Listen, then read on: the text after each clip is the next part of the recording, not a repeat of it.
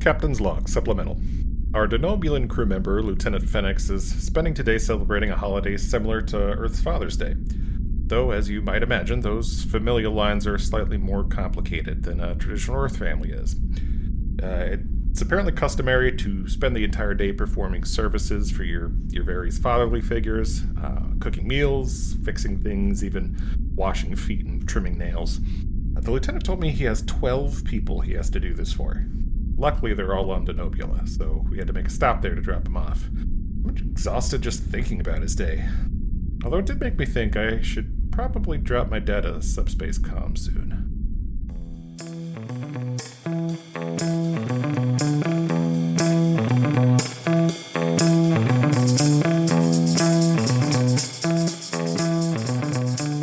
All right, welcome back, everybody, to another week of Captain's Log Supplemental.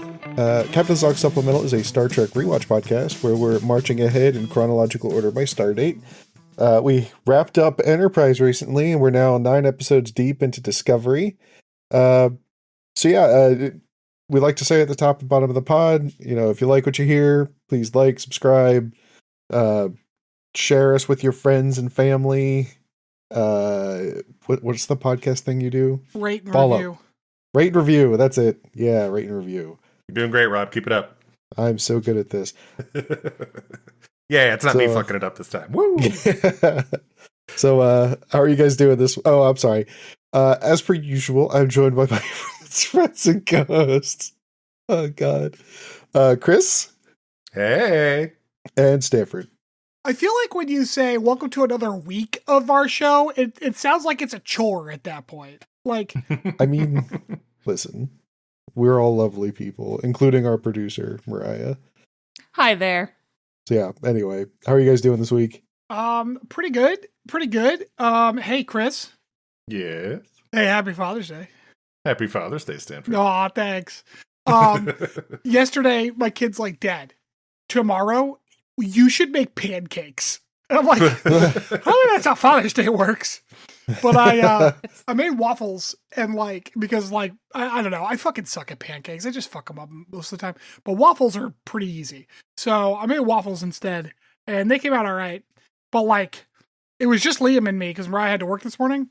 So we ate a third of a batch of waffles. So I had all these waffles. So I was like, honey, on your way home, pick up some ice cream. And we had waffles and ice cream for dessert after dinner. Sure. Nice.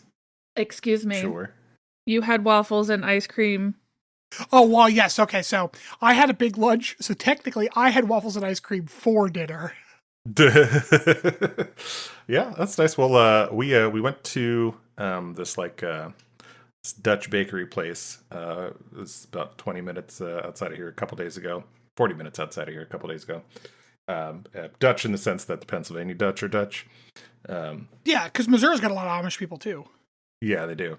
But they had a good deal on peaches. It was like a dozen of them for $4. So we got those, and Lauren made me a peach cobbler today. Oh, peach cobbler. Fantastic. Man, I could fuck up some peach cobbler. I fucking love it. Yeah, So- I had some praline pecans we got there too, so I kind of mashed those up and sprinkled those over the ice cream and the cobbler. Oh, so good. Any kind of cobbler. I fuck with cobbler. I love cobbler. It's fantastic. It was Cobbler, delicious. crisps, crisp crumbles, all good. Yeah, and she got me some nice alcohols for Father's Day. I'm a fan of what's Nice. called a Oaxacan old fashioned, which is it's tequila, mezcal, some agave syrup, some bitters. Oh my god, it's fantastic. Oh, next time we're together, you have to make one for me. Oh fuck yeah, man! I got Liam had a camp thing earlier this week, and so I was there, but he doesn't need me for the 3 hours at the camp. And then it's right next to a Target, so I went to Target and I was looking at the Legos and Legos is going nuts with these fucking plant Legos. But there were Oh yeah, they are. there's these set of 3 that are Asian themed, and one of them was bamboo. And I texted Mariah, I'm like, I'm getting this to do with my son on Father's Day, and you can't fucking stop me. So yeah, we did a bamboo Lego set today. That was pretty fun. Nice. This is like the bamboo plant. Yeah, like it's Yeah. the plant line are like display pieces. So you like build them and then you Right. like put them up. And They're they look really like, cute. They are very. Well, cool, yeah, like actually. I have some of them. I texted you that picture. Oh of the yeah, son. yeah, My yeah, son yeah. did. Yeah. Yeah, this one is it's like one decorative little pot thing. And it's got bamboo. They've got a set of 3 of them, and one of them is bamboo, one of them is like a plum blossom, and the other is a chrysanthemum.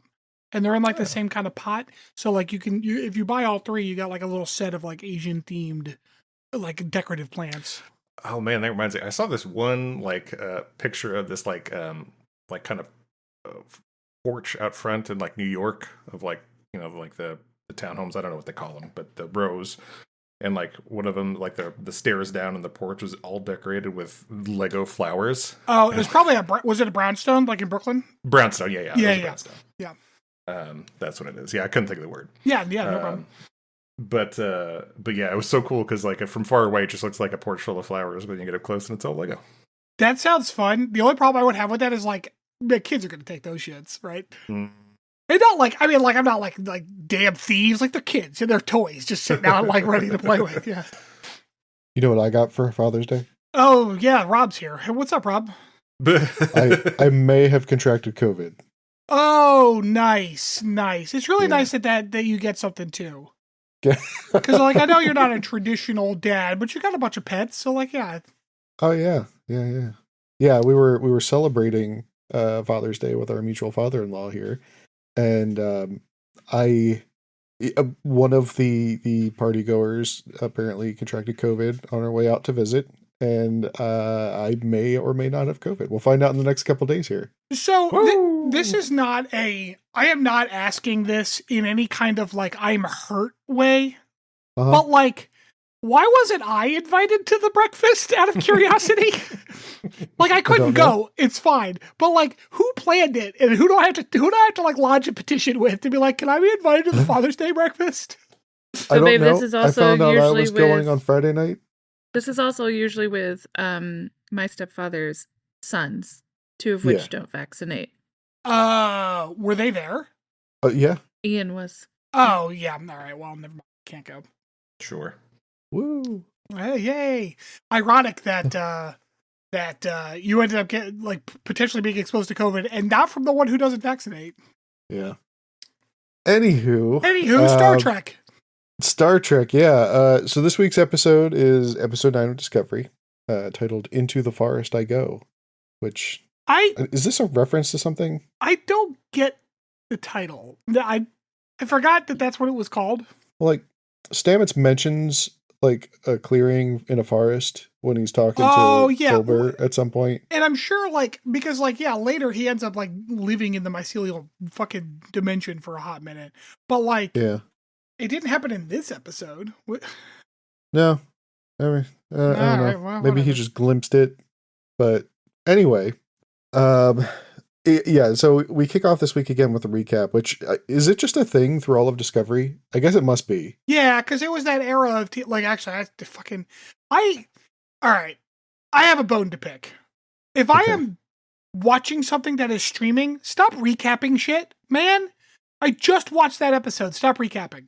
So it seems like mostly I complain about Andor at the moment, but back then. They did it with Star Trek too. It's like I'm watching 3 or 4 episodes in a row. I don't need a recap. Let's keep going. Well, I think it's probably based on their release cadence. Like Andor comes out once a week, or I think you get 2 episodes a week, right? Okay, computers can do a lot of impressive shit. It should be able to go hey, did he just watch an episode 2 seconds ago? Then he probably doesn't need a recap. Well, I don't know. At least with these ones, I will say, they're much better than the Enterprise ones were. I haven't watched. At least they talk recap. about things related to the episode. Oh yeah. Yeah. So we open up. We get a cool shot of Disco flying over Pavo again. Admiral Terrell orders Lorca to move Disco back behind lines into friendly territory. Lorca is very obstinate about it. He's like, I don't want to run from a fight. And he orders Disco to crawl back at a measly warp 5. Well, to be fair, Lorca has a fair point, which is we're about to basically allow for the destruction of an entire sentient race, and it's kind of our fault. So maybe we should stay and fight. Yeah. Chris, are you okay? Yes, I'm good. Okay. Oh, sorry. You were just No, so you're fine. quiet. I'm like, is Chris? So does he know he's You're muted? fine. I had realized that I had forgot to organize my trivia notes, so I was doing that while you guys were talking. Nice. We're professionals. Yeah, so they move at a crawl back to Starbase. Was it 46? 42? 46? 46. 46. So they can work on a strategy without directly disobeying the Admiral on the way. I appreciate the confidence of Lorca being like, you have 3 hours to solve this cloaking problem that like hundreds of people back at Starfleet have been working on for months now. Mhm. Like, you have 3 hours, figure it out. Yep. Good luck. I mean, Yeah, joke's so- on me, it fucking works. Yeah. First up is talking with Stamets and trying to fabricate a reason for why they can't use the spore drive. So he orders him down to sickbay for a full medical eval from Dr. Culber. Also jokes on him here. Turns out there actually was something wrong with him. Stamets was not super psyched about that. He's like, No. I want every test, yes, including the one that requires a finger. Yeah. Yeah, so we learned that Klingon cloaking is apparently a massive gravitational field. This that is the bends light dumbest around shit it. I've ever heard. That Just that like Nogababble. like that wouldn't work. Like, it would lend No. space. You'd be able to tell where it was. Well, Sure. not only that, anything near it, like if you're generating that much gravity, Yeah. you're gonna notice. Yeah, because they can detect warp fields. Although, to be fair, later in the episode, they're like, long-range sensors indicate that the Klingons have jumped into the system, sir. They were cloaked. How the fuck did they pull that off? Yep. Yep. Shut up. So senior officers come up with a plan to use Disco as bait, because why wouldn't you? Allowing them time to get a boarding party onto one of the Klingon ships, still cloaked, by the way. Or no, I guess they were waiting for them to come out of cloak, but before they turned Yeah, on the shields. They needed a boarding party on the ship for when it cloaked. And Lorca very rightfully was like, we got a chicken and egg problem here, people. Yeah. Yeah. So yeah, that's the plan. Get people on the ship in the short time that you've got where it decloaks, but before the shields go up. All right. Got it.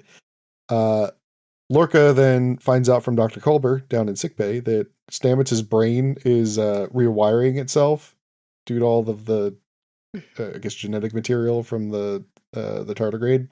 Yeah, Dr. Dreamy's like, this is basically fucking up his brain. And Lorca's like, cool, I don't care. Don't care at all. Yeah.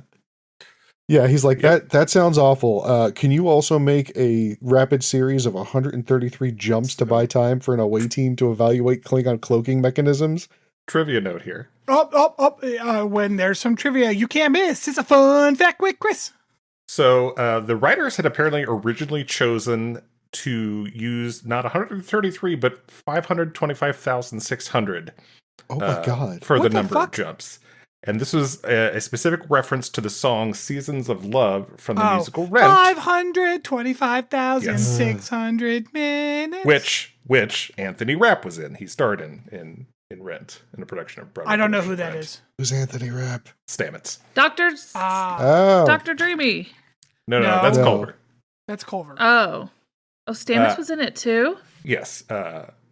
Yep, they were both in it together. That's actually Yeah, a separate they were trivia both note in that it. I have for later. Yeah. Later. Yeah. That's fun. Yep. Oh. However, when the number obviously seemed too high, they settled at 133 as an homage to the episode titled 33, which was the first episode of Battlestar Galactica, which was written by Star Trek veteran Ronald D. Moore. The newer Battlestar Galactica? Correct. Yeah, 2004. Okay. I was like, this plan, that's all very interesting, Chris. Thank you. This plan is stupid. Like, why don't you just get 133 drones together and just do it all at once? Like, what the fuck are you talking about? Because this is cooler. Shut up. It was not cooler. By definition, it was not cooler. And we'll get to that later. Another thing we're going to get to is apparently can't get enough drones because they can only fit one in a backpack. And you have to be careful because they make a lot of noise and they glow very brightly. Oh, yeah. I have somewhere on my notes is like, these are the dumbest, like, secret devices ever.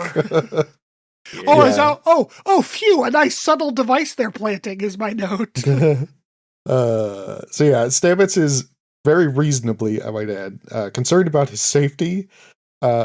Lorca reveals that he's Speech been time. tracking... Stamets's jump data. I say, he speeches right the fuck at Stamets and really convinces him. Speeches the shit out of him, and then like uses data like it's a training treat for scientists. Mm-hmm. It's like, you want the data? You want the data? All right, 133 jumps. That's a good boy. Yeah. So what he reveals is that they may have discovered pathways to alternate realities, which, spoiler alert, includes the mirror universe. Is that where they end up at the end of this episode? I couldn't remember where they were. I believe so. Okay. Yeah. Burnham really, really wants to join this away mission. Says that due to her time aboard the Klingon ship, she's the most qualified of all the personnel on the ship. Right at Lorca. Yeah. Yeah. Lorca's argument here is dumb. Like, he's put her in danger before. Why does he give a shit? Well, like, the whole thing, the whole argument that Michael's making is dumb because she's got Ash Tyler standing right behind her, who spent months on one of these ships. Yeah, but like, probably not on the bridge. But also, like, it's okay. You could just tell someone where something is on the bridge. Like, it's not that hard. It's like, you'll go over there behind that console. Not, yeah. And it's not like she was in some kind of secret back room or whatever. She was right in the middle of fucking everybody. Yep. Yeah. There's so many like daises and things where you can hide behind. Yeah. Do you think like the Roomba doesn't get back there? That's why she's like, no one probably looks back here. Down in engineering, Tilly accidentally lets slip that Stamets is experiencing side effects from the spore drive to Culber. Best. She is the best. Culber is not amused at his partner for hiding things from him. But they plug Stamets into the spore drive chair anyway. Yeah, what does Culver give him? Digoxin. What? Oh, Digoxin. Yeah, no, he does that later. But my point is that, like, Culver straps on this, like, low-profile remote medical treatment cuff? Mm-hmm. What? Boy, that'd be fucking handy on away missions. Yeah. Probably. Yeah, it would be. Lorca then gives another speech to the crew about how they're all brave warriors. And it's really funny because you can see Saru nodding unironically in the background to this. Saru's like, yes, we're all brave warriors. Yeah. As a montage of crew acknowledging each other. Yeah, and then Tilly is activating the super duper container volume increaser thing because she like puts it on top of the bottle, and then the bottle's like, I can now hold 1,000% more. Yeah. So the ship of the dead drops into orbit around Pavo. At this point, Disco just decides, all right, we're gonna. Is it code black? Is that what it is? Black alert. Black alert. They black alert and then jump back into the system. Yeah, because they detected the cloaked ship entering the system at long range. Yeah. So, like, what are they? If they could do that, they're good. Like, what do you need at this point? I don't know. Klingons immediately pick them up on scanners and then take the bait, drop their cloak, and prepare for battle. Pew, pew, pew. Down on the transporter pad, Ash and Burnham duck with guns out.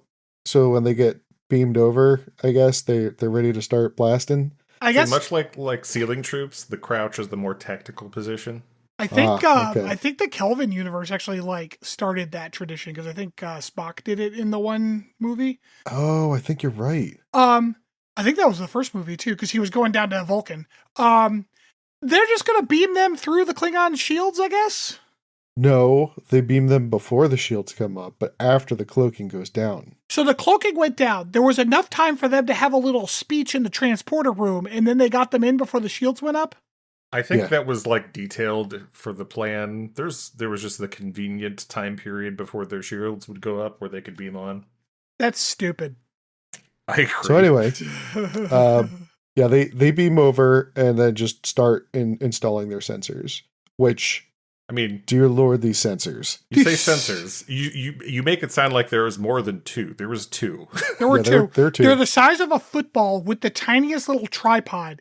And when you turn it on, it goes, sensor connected to Discovery. Beep, beep, beep, beep. And like, it doesn't stop beeping. It's the least subtle thing I've ever seen.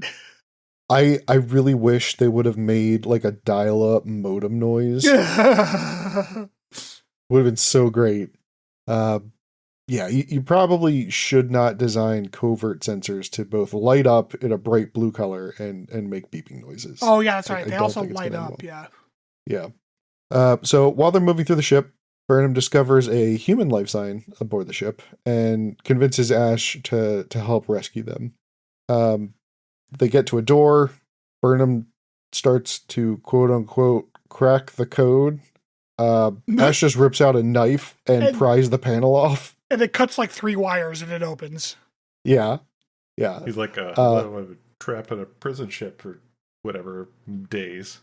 Yeah. It's like a prison ship I did not successfully escape, but I know everything about. I mean, he did successfully escape it. Not on his. No, he got rescued. He did not escape. So yeah, inside the cell, they find Admiral Cornwell.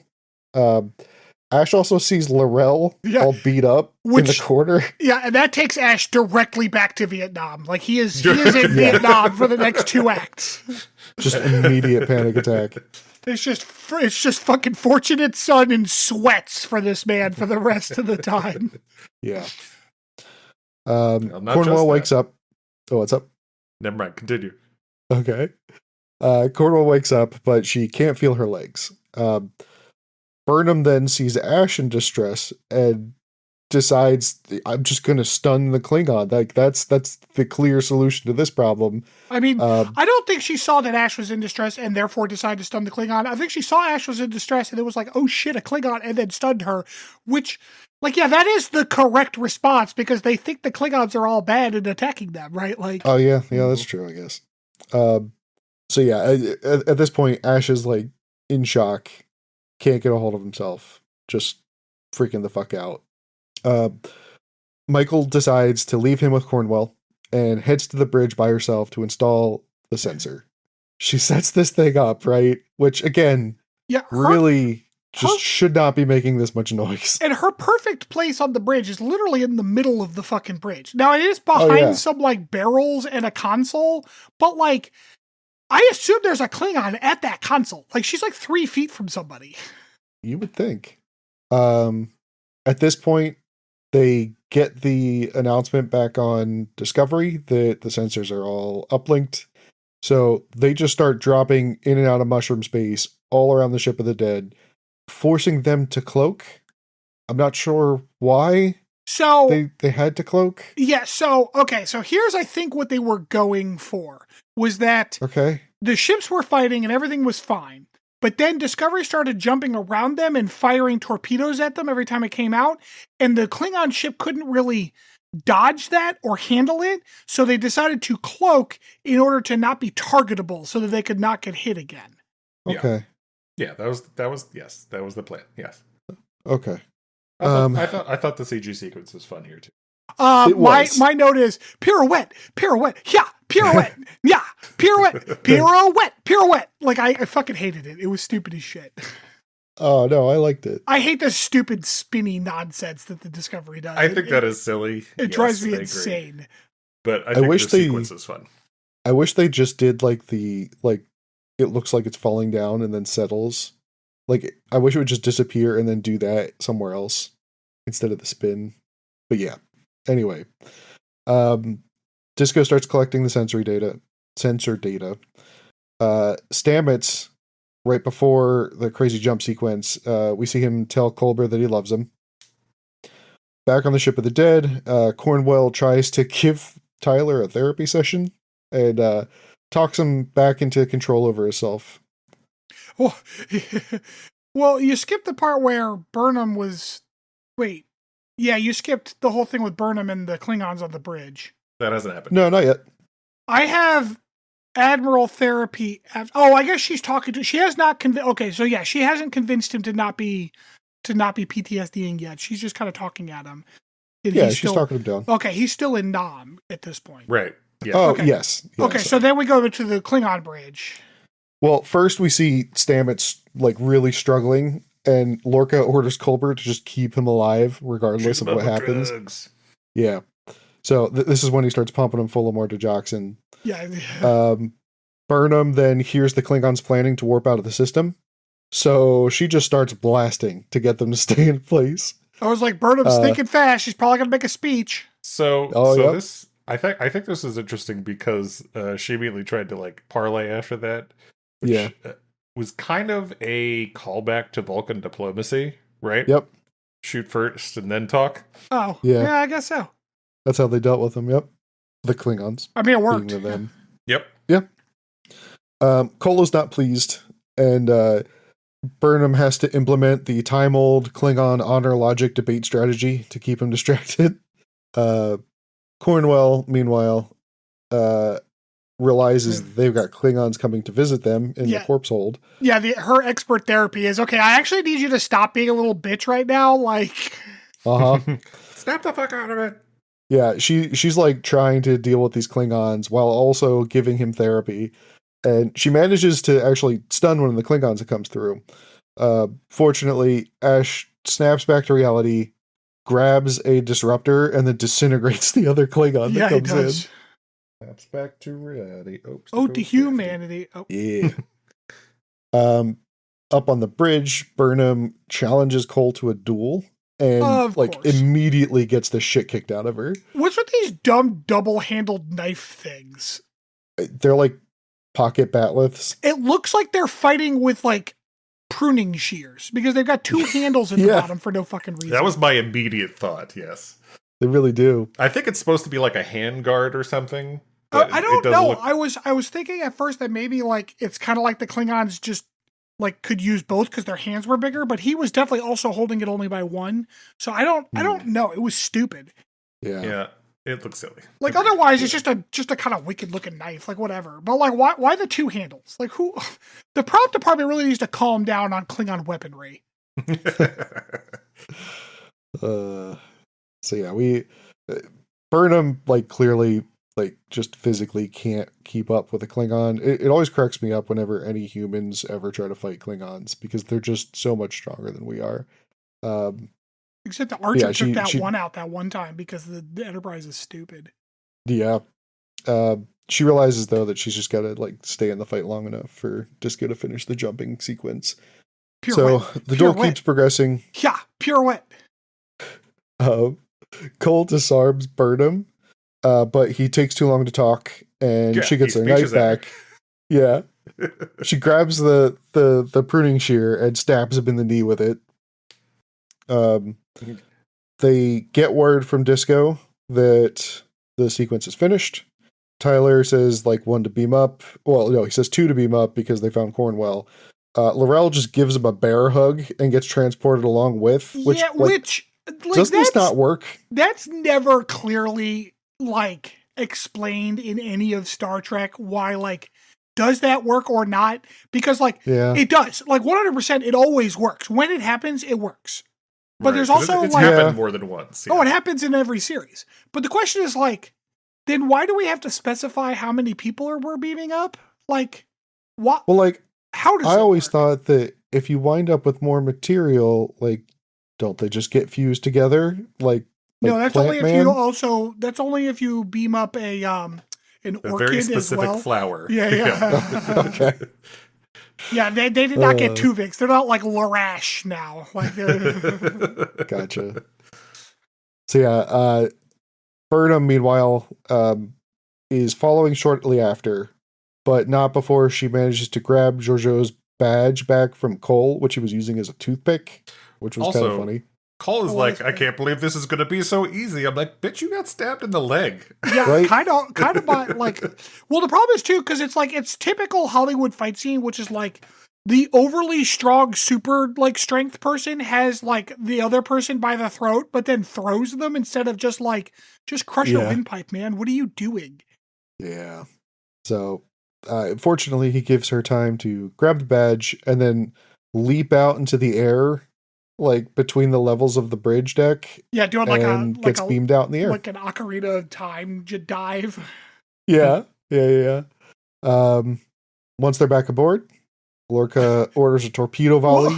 Well, this was kind of funny because like the transporter reports, Lorca's like, do you have them? And it's like, yeah, we got Ash and Burnham and Admiral Cornwell and a Klingon prisoner. And Lorca's like, he's like, sweet bonus. Fucking score. Extra shit. Hell yeah. It's like when you order like a soda and two of them fall out of the machine. It's like, fuck yes. It's like that extra, it's that curly fry that comes in your regular fries. Yeah. My next Curly note. fries. My next note is more like Ship of the Dead. No, wait. Yeah, so they now can see this thing lit up like a Christmas tree with all the sensor data, and they just lay into it with photon torpedoes. Burnham very dramatically turns away from the explosion because cool guys don't look at explosions. Slow-mo scene time. Everything is more dramatic when it's in slow motion. We get a call from Admiral Terrell again. He's both happy but also annoyed at Lorca's success here. It was very funny. Starfleet is planning on awarding Lorca for his heroics, but Lorca also doesn't seem happy about that. Okay, I don't know if it's just me, but apparently the award he's going to be given is the Legion of Honor. Just a whole legion of them. He's going to get there's a bunch of honor. Yeah, it's because he's worth 1,000 people. Because although I'm like, Legion, is that what it was? It Legion of Honor? What is a Legion of Honor? Oh god, a Legion of Honor. Just a bloody pustule. Yeah, that's what the ribbon looks like, yeah. Burnham and Tyler meet in Ash's quarters to kind of like talk about his trauma with Laurel. It's like, hey, Tyler, remember when we were on the ship and then you went to Vietnam? Yeah. What's that about? She's like, who is she to you? And he's like, I think you already know. Like, fuck buddy? Yes. No, wait, no. But then it's like, but actually, sort of? Yeah, kind of. Because I survived via snoo snoo. That's 100% accurate. That is exactly what he said. Yeah. We get like a crazy, like Klingon human sex orgy cutscene. Klingon sex flashback. Oh, Klingon yeah. boobies. What did I say? Wait, hold on. I had a whole thing about this. Were you reading the trivia about this, Chris? I said, get them big old Tingon clitties. Like, yes, I do have fun facts here. Okay, yeah, I read a little bit about this on Alpha, but go ahead. So this is the first view of exposed female breasts in a Star Trek production. And when the episode aired on TV, the scene with naked breasts had shadows placed over them. Lame. Oh, that's not what I was reading about. So, if you had to guess, how long do you think it took to film this scene? Oh my God. Let's say entirely too long. Let's say 2 hours. Oh, double that, and you're right on the money. Jesus Christ. So apparently, like 10 seconds of film. Yeah. The actress that plays Laurel, I think her name is Mary Shifo. She had to have a whole bunch of prosthetics put on. Like she was in makeup. Yeah, she was in makeup titties, alone. Yeah, like she was in makeup alone for hours. And then it was just her sitting on top of Ash's actor for hours. Like at one point, she got so tired that she just like slept on him.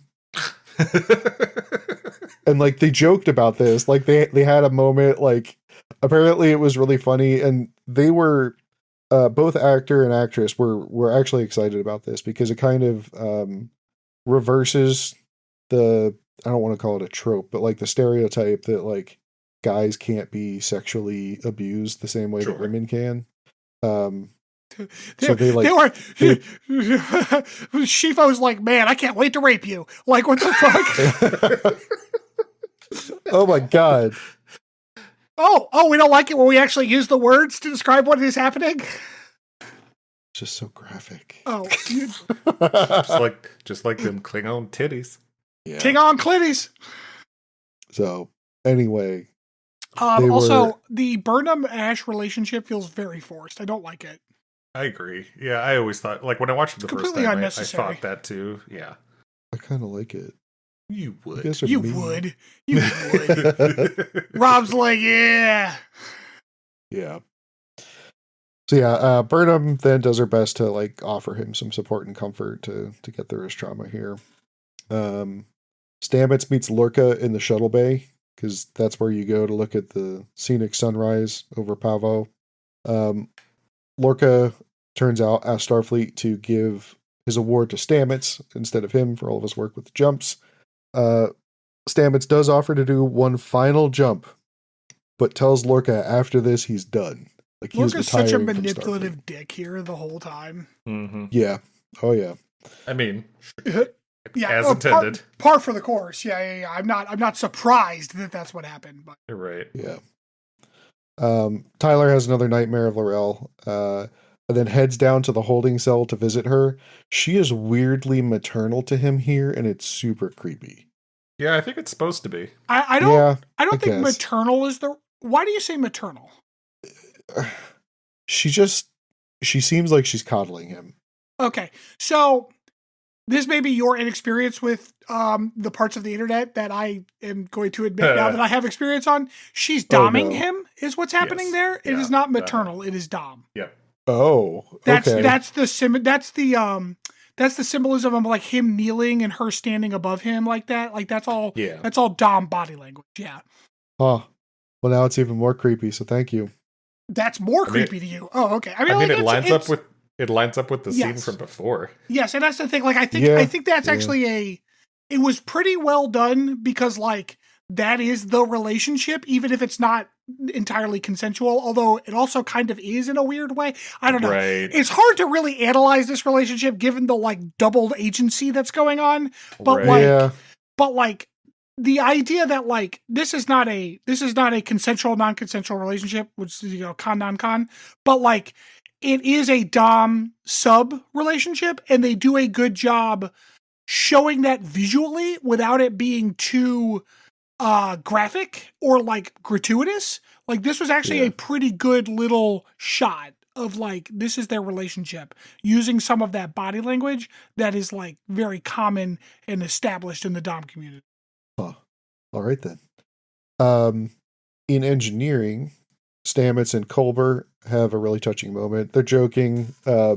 Stamets promises Culber that he'll actually take him to the opera, even though Stamets really hates the opera, apparently. La Boheme, which I have a trivia note here. So I had mentioned before that they both starred in Rent before. But Anthony Rapp and Wilson Cruz, Culber's actor, were in Rent, which is actually based off of La Boheme. Stamets and Culber, like I said, make plans to go see La Boheme. But the play was previously actually referenced in Star Trek Voyager's 3rd season. Yes, it when was. The Doctor took an interest in opera and worked on a selection from it. That's funny.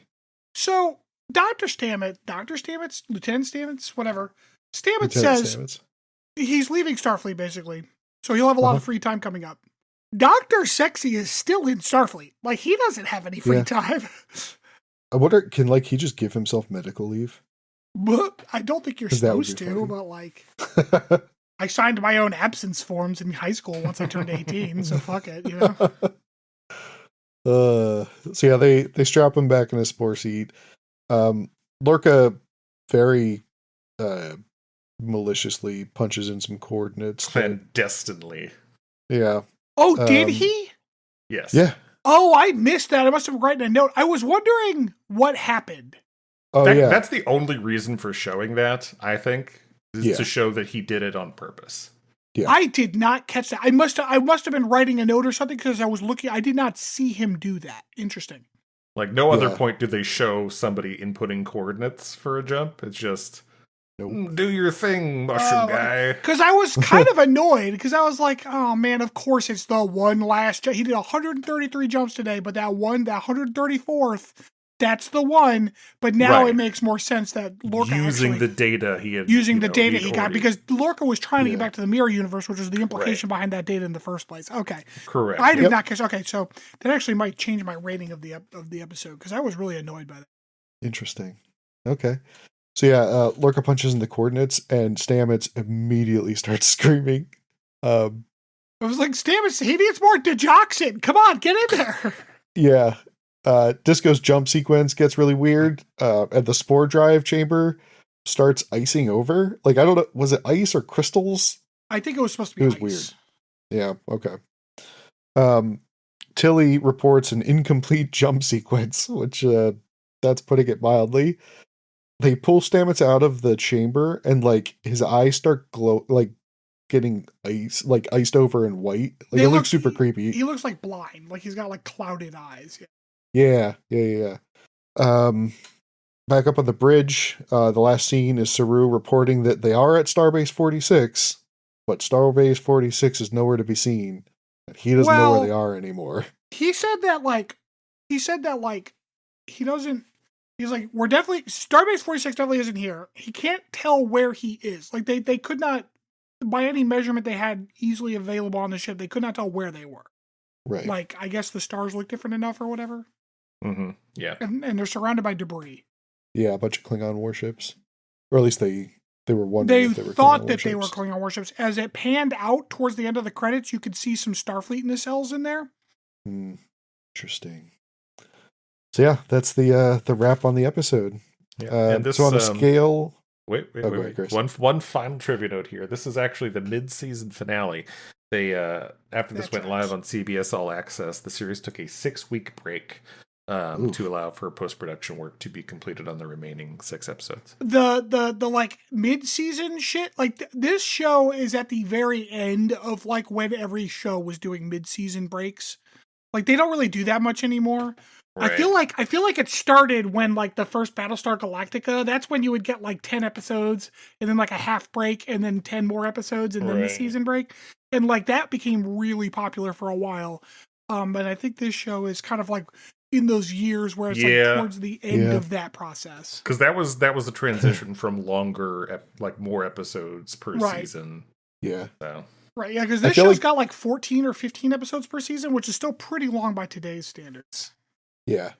The other area I see it still happen a lot in is anime, because they'll have like... Yeah, that's true. They'll split them, they'll call like a year's worth of episodes a season, but then they have the first core and then the second core. Right, I guess like when I say the end of shows doing that and stuff, I'm speaking more like American, like different countries have different seasonal structures. I gotcha. Like British television seasons don't make any sense to me at all. It's the metric system. What? So yeah, on a scale of 1 to 5, with 0 being threshold, what do you guys give this one? I think it's a 3 for me. I don't think there's anything particularly outstanding. I think the story was interesting enough, but not, it didn't explore any really new grounds or anything like that. But it was entertaining. It was fine. It was a 3. I originally gave it like a 2. It was kind of a higher 2, but I was really annoyed by a couple things, especially that like, of course, it's the last jump that fucks Stamets up. But now that I realized that like there was actually a better explanation for that, like a much better explanation, I think it squeaked me back up into a 3. So I would also give it a 3. It was fine. Yeah. The PTSD thing kind of annoyed me because like, I don't know, television doesn't portray PTSD very well. And like, this was stupid, but like, all right. What television doesn't portray a complex mental issue correctly? And I guess like I have inherited that distaste from my dad, who like actually does have some mild PTSD from his time in the service. But like he's like, I fucking hate that the way that shows portray PTSD. Yeah. Yeah, I also fell on a 3 on this one. It was really weird because I had the same problems with the story. There were a lot of like logic holes that felt like they just kind of stepped over. Yeah. And but like the character acting I felt like was really good. And I realized while watching this episode, and this will be the subject of this week's deep dive, that the music in this episode was really good. Oh, was it? Yeah. I mean, it didn't stand out to me in particular. It did not to me either. I was too busy. I was too distracted by Klingon titties, so. All right. Well, we're going to take a little break here, and we'll be back for this week's deep dive.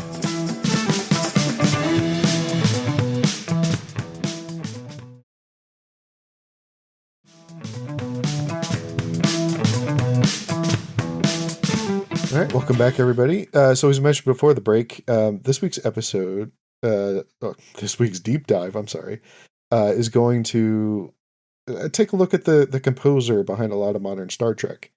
Do either of you know composer Jeff Russo? Have you heard the name before? Now that you've said it, I've definitely heard the name. Oh, my clothes are done. That's very nice. I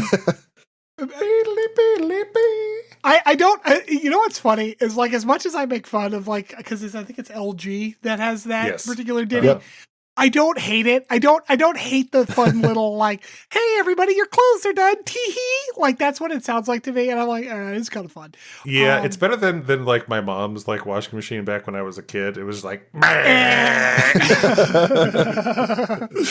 It's like, Jesus Christ, someone in the basement got a question wrong on an old timey TV show.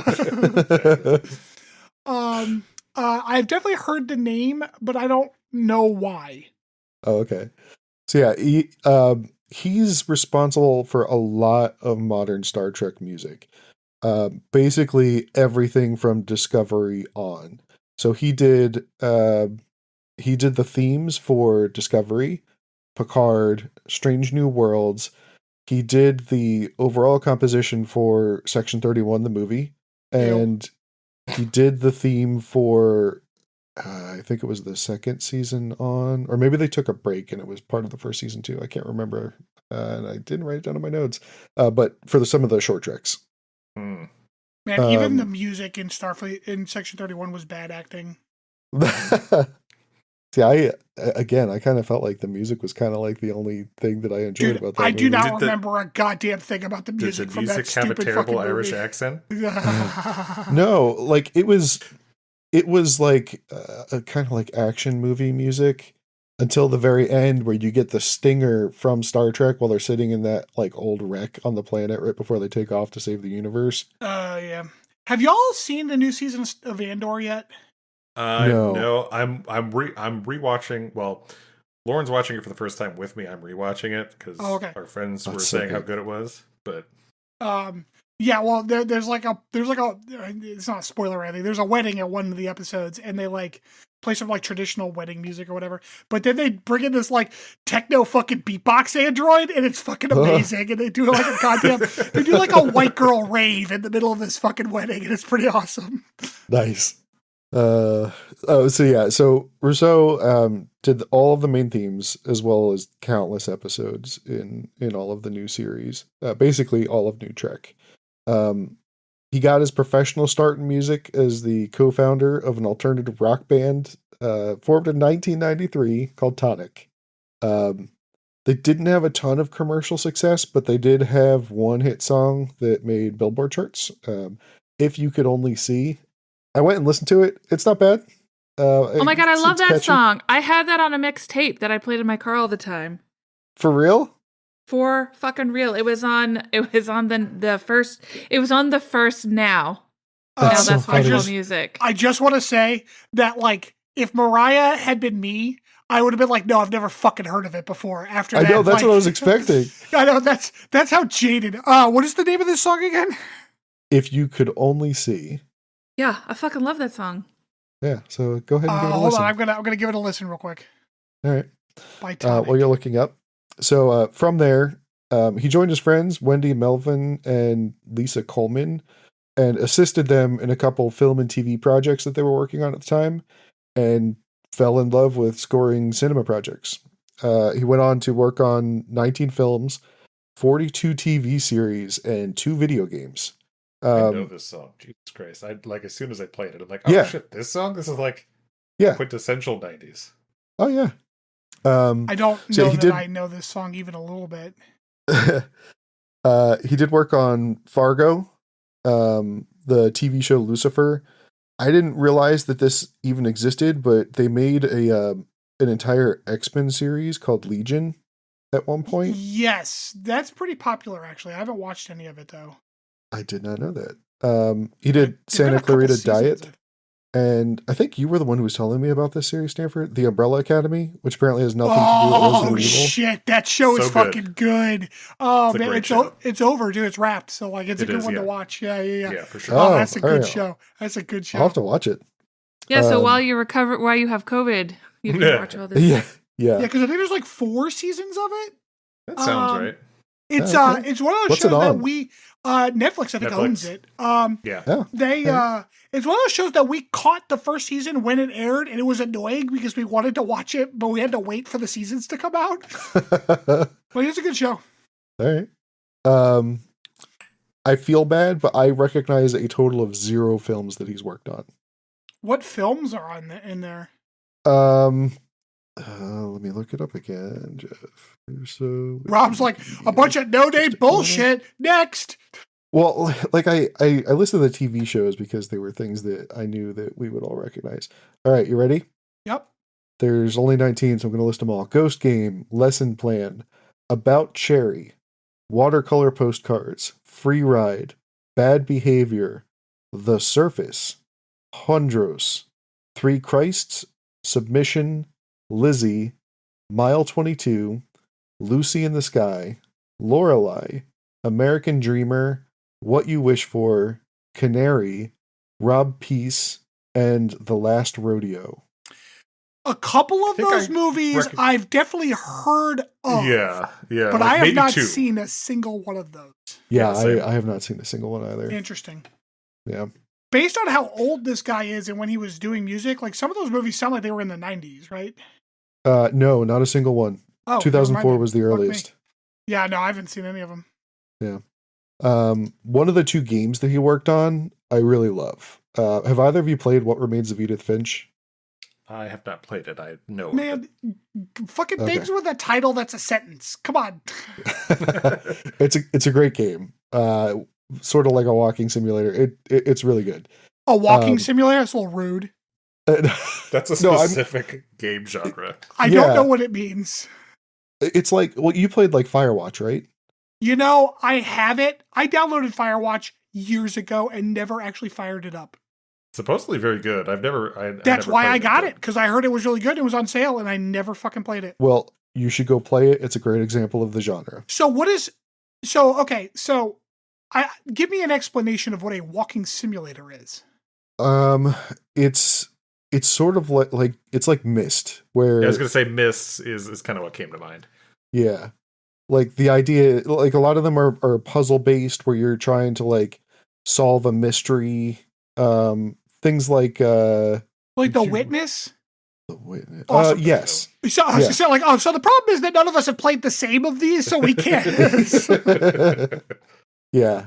The other reason why I guess because there's no like combat and stuff, that's why it's called a walking simulator. Curse of Monkey Island, maybe. Sure. Yeah. Oh, the original Curse of Monkey Island. Okay, so so the problem is there's no combat or anything. You're just kind of walking around doing stuff. Okay. Yeah, like the most interactive play is just basically solving puzzles usually. Oh, okay. Yeah. Interesting. I didn't know that was. I would have called that a puzzle game. Like I would call Myst and like The Witness and stuff a puzzle game. I didn't realize that because like I understand that puzzle game can mean a lot of different things. I didn't realize that walking simulator was a genre in and of itself. But like now that you've explained it, I understand what you mean. I think it's like the ambiance. Yeah. Interesting. The ambiance is a big part of it. I guess Outer Wilds would count as that, right? I would say so. Yeah.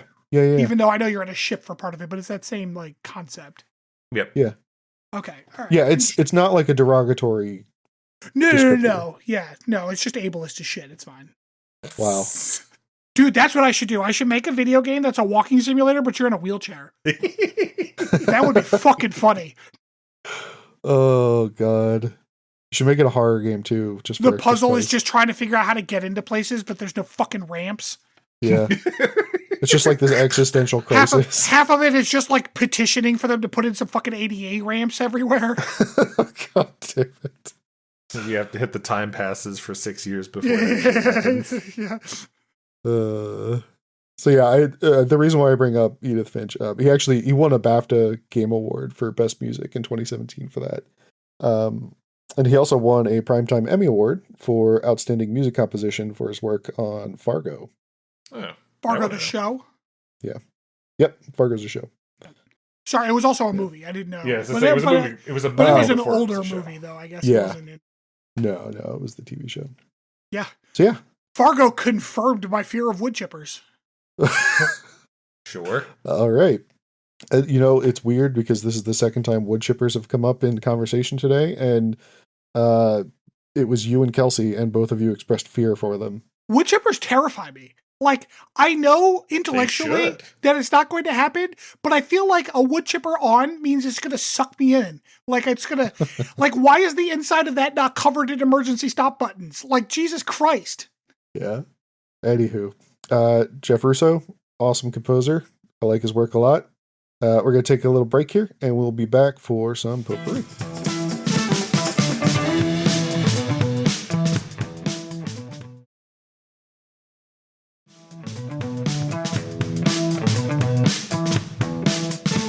Welcome back. So today in the United States, we have a little holiday called Father's Day. As you heard at the beginning, Chris and I are both fathers.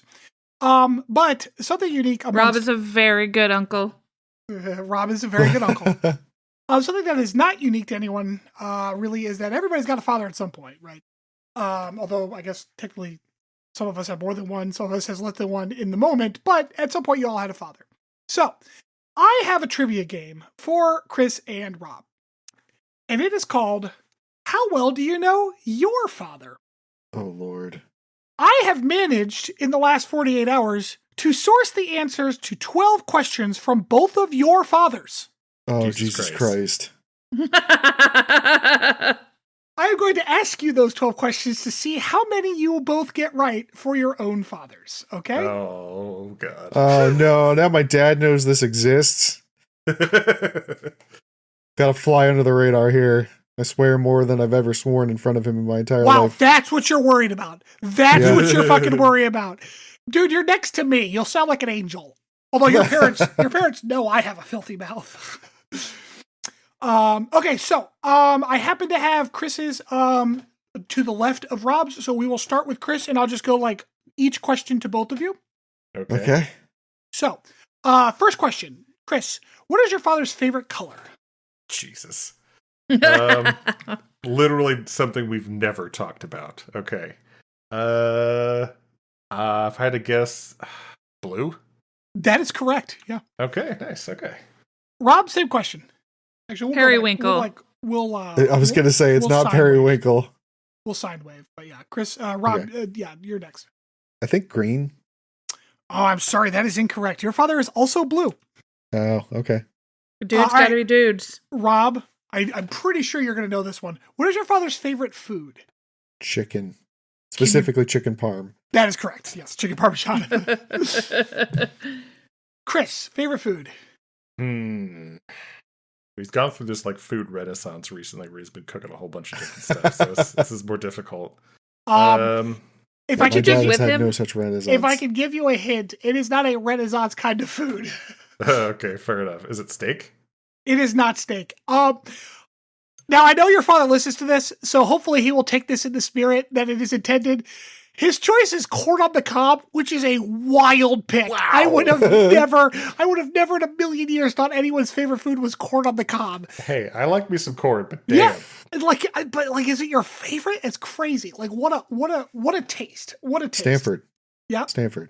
It's got the It's juice. corn. This is fucking knobs. Yeah. Okay. Chris. I lost it. Chris, favorite Olympic sport. Now, your father has provided two as like a this or this. I will take either. Favorite Olympic sport. Ooh. Oh, you know what? Actually, I see what your father did. He gave me a winter and a summer, which actually Rob's did too. So if you can get both of them, I'll give you 2 points. Okay. Summer. Basketball? Negative. It is golf. Damn. Golf. Fuck. I played basketball before, but he does like golf, so fair. Okay. Winter, I'll say I don't know. Ski jump? Ooh, no, I'm sorry. We were looking for curling. Curling. Curling. The corn on the cob of Olympic sports. Actually, I think curling's a hot choice. Like curling is actually very interesting to watch when you actually sit down and watch it.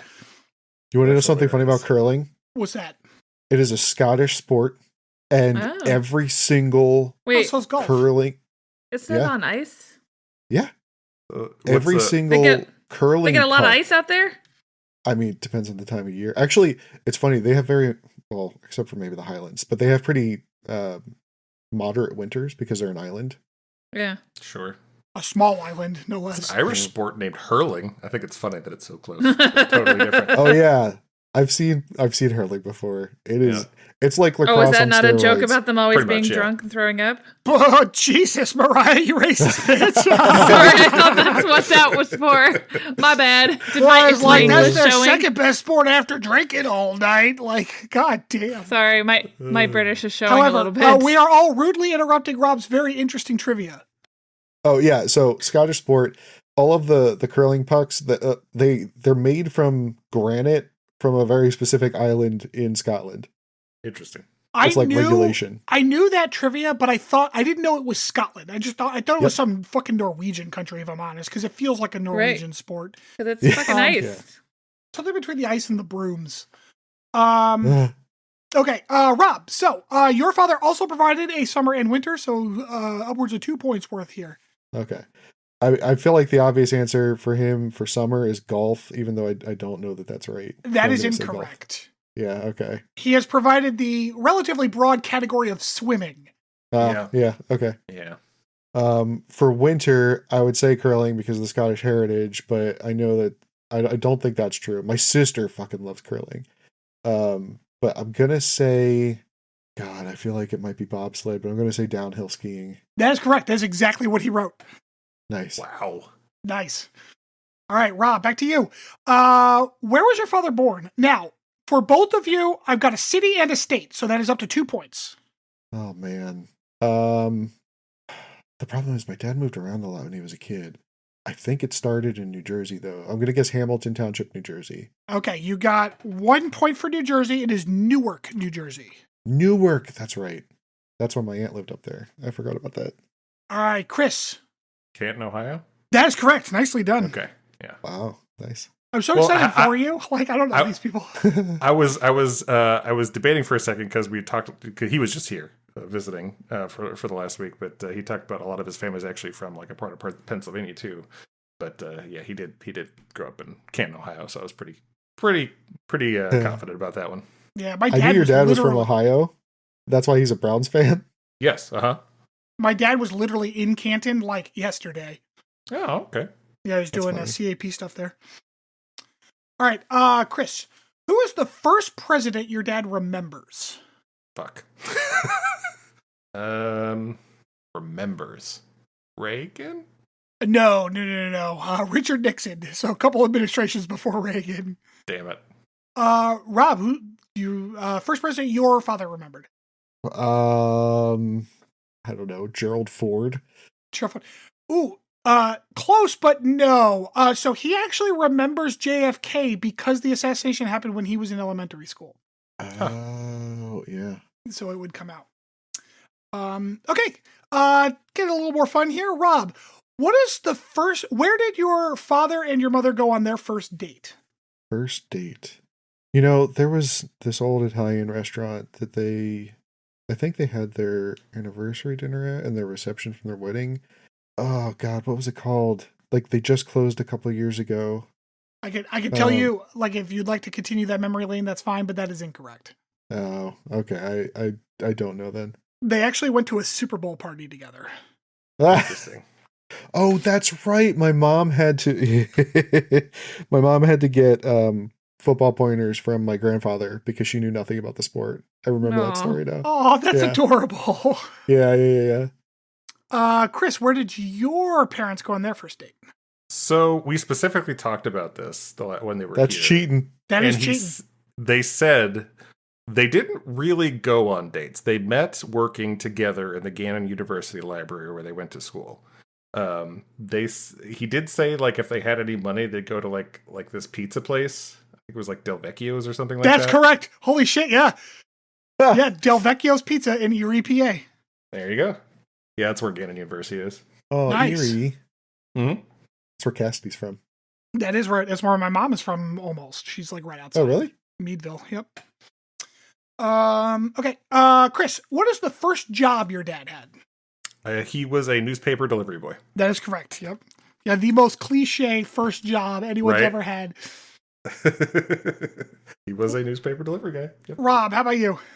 Oh man. I don't know that my dad worked when he was a kid like that. I'm gonna say, was it the drugstore he worked in before he became a pharmacist? Nope. He was a Yeah. busboy at Pilgrim's Pancake House. I have never heard about this. That's incredible. Pilgrim's Pancake House, which sounds probably kind of accidentally racist. All right, Rob, when your dad was a kid, what did he want to be when he grew up? Oh, I can tell both of you, it is not what they eventually became, if that is helpful. What? Sure. Yeah. An engineer. No, baseball player. Oh, okay. Rob's like, Yeah. oh, that dad, damn it. No, I was thinking, never mind. Chris. He was thinking serious. Yeah. I'm going to say doctor. That is correct, yeah. Yeah, he actually went to pre-med, but it was not for him. Yeah. Huh. All right, I asked them both for their favorite genre of movie. Chris, well, you're up first. Oof. Genre of movie.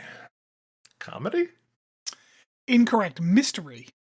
God damn it, that was the other one I was thinking of. Rob?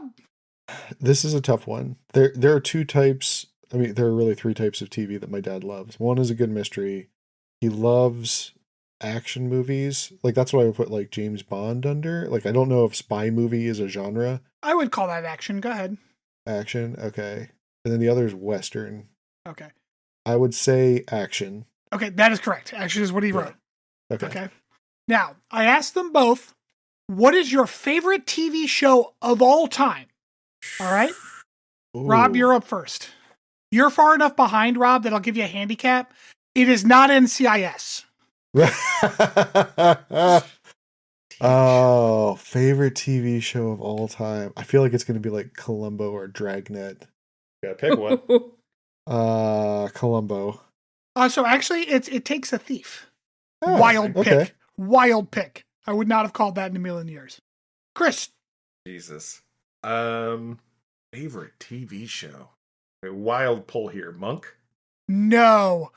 So your dad's favorite TV show is fucking adorable. It is Underdog. That's amazing. That's amazing. Yeah. That's an amazing pull. Oh, wow. That's funny. I would have never guessed it, but yeah, that's great. I asked both of your fathers, what is the one tool everyone should have in their toolbox? To be clear, this is not metaphorical. This is a physical tool. All right? Chris, you're up first. Okay. Physical tool. Ugh. My dad was never much of a tool guy. I don't want to be rude, but I could kind of tell based on his answer. Screwdriver? I don't know. It is not a screwdriver. It is a crescent wrench.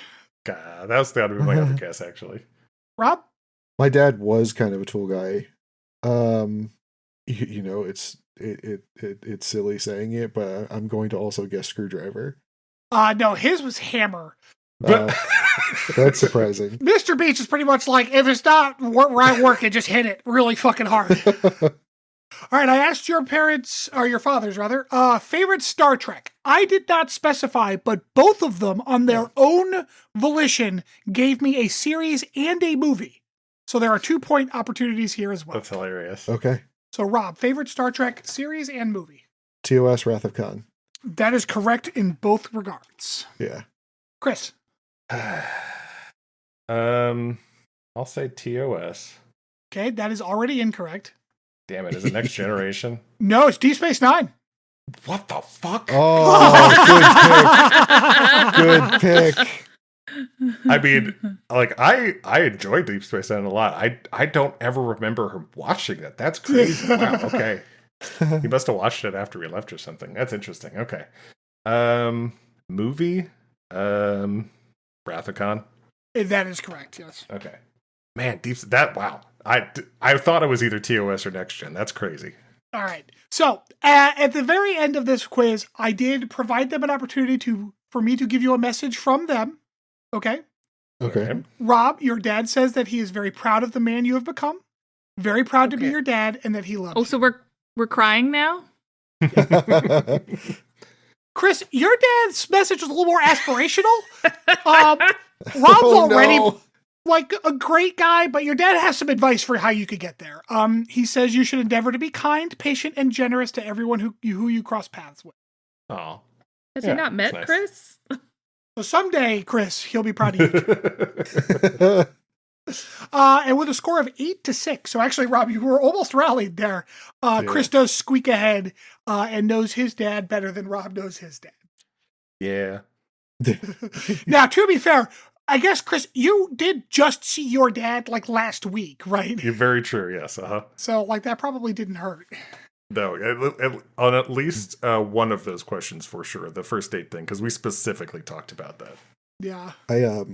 I talked to my dad on Friday, but talking to my dad is really talking to my mom.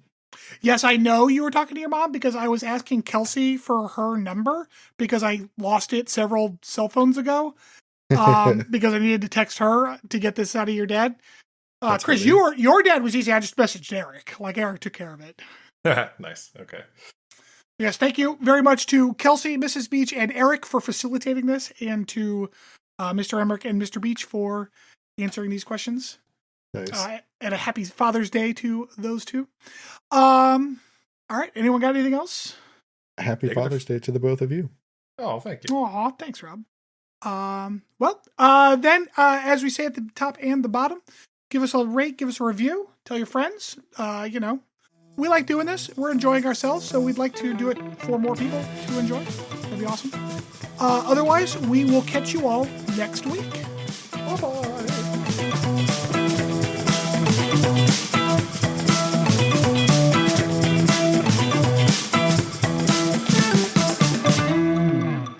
Thanks for listening to Captain's Log Supplemental.